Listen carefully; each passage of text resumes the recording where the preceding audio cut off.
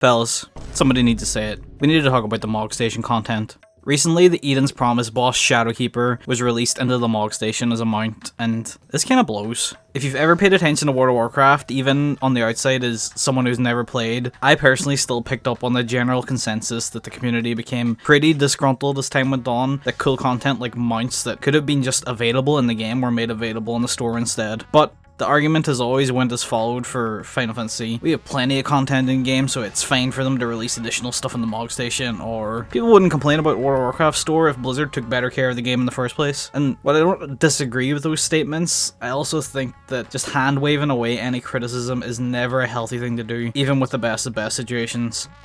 Now, I don't think this is some crazy drama or huge groundbreaking event, but I still think it's worth talking about. So you might be asking, why did the Shadowkeeper mount out of all things trigger this line of thought for me?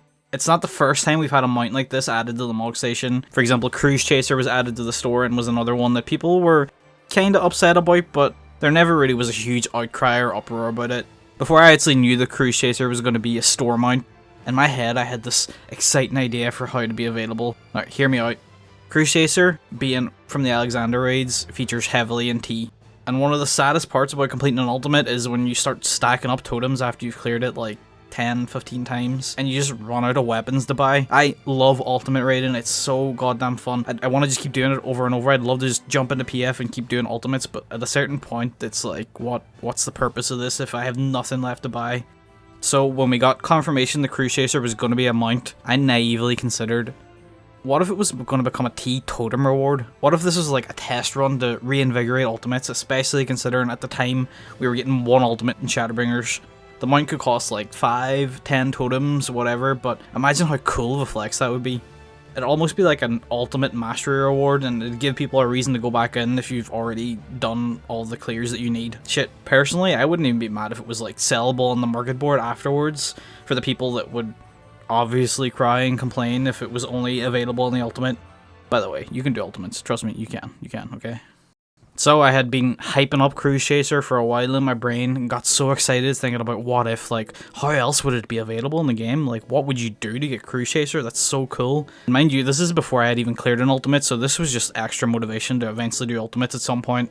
And then, on a random Tuesday, in a blog post, it dropped on the Mog Station. $20 or whatever, and you now have one of the coolest mounts in the game. Shadowkeeper for me, and probably a lot of other people, is kind of a reliving of the situation. I know that so many of us were hoping that it was going to be the Blue Mage reward for doing the Eden raids. I haven't even touched Blue Mage before, but I was ready to go for it. The Marble mount is cool and all, but the Shadowkeeper seemed so incredible as a reward. After finishing the Savage tier, I was going to level Blue, I was going to go get all those spells, I was going to learn how to actually play the class, and I was going to get ready to do those Eden raids because I wanted that mount. I wanted it to be an exclusive thing for people to put in the time. It seems so cool. How dope would it be to be the one person in Frontlines running around on the Shadowkeeper mount? But no. Again, another blog post, another $20 and the mount yours. Well, there was my reason for wanting to add another few weeks or even months into my patch experience. I'm not here to start a rallying cry for change. I don't want you to stop spending money in the Mog Station because it is what it is. I just love being able to buy extra silly stuff like outfits or dyes there, adding a little bit of variety without sacrificing in-game achievement, but things like mounts, especially mounts that are recycled in-game bosses. If I were in Yoshi P's shoes, I'd be trying every avenue I could to add in bonus achievement content into the game. I don't mean that as in literal achievements, but think about things like ultimate weapons or deep dungeon titles, things that reward players who want to put in the extra time and want to go above and beyond. Give us the funny and the cute mounts like the Parasol or the cool FanFest mounts or whatever, that's totally fine, but don't lock content behind a paywall when it could be easily inserted as content that fleshes out aspects of the game or even revives older content. At the end of the day, I think the Mog Station should be restricted to items that act as bonuses to the game. The NPC outfits, the casual clothes, holiday gear. But as a rule of thumb, I think anything that, say, a new player stumbled across in the world and made them think, holy shit, where did that guy get that, should be available in-game as an achievement. I've spent my fair share in the Mog Station too. Hell, I bought the Shadowkeeper mount for this video. I just think that there are some rare occasions where it undermines content that should be in the base game. I think the idea of going back and adding some extra rewards to legacy content it's a no-brainer for me. Like ultimates, even the new Criterion stuff, as time goes on, fewer and fewer people will do them, but if every so often a little incentive was dropped into certain content for people to go back in, I think it would be so healthy for the game. Hell, even just added in as trophy crystals or wolf marks, like PvP rewards, anything just to get people playing the game more rather than slapping $20. The Shadowkeeper mount could have been an extra 100 hours of gameplay for somebody, and instead it's just not.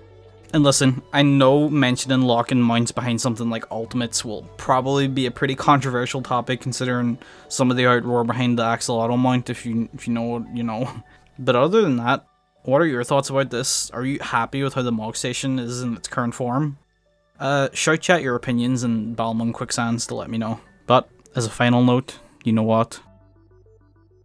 Maybe the Titan card dreams aren't dead after all. I'll see you next time.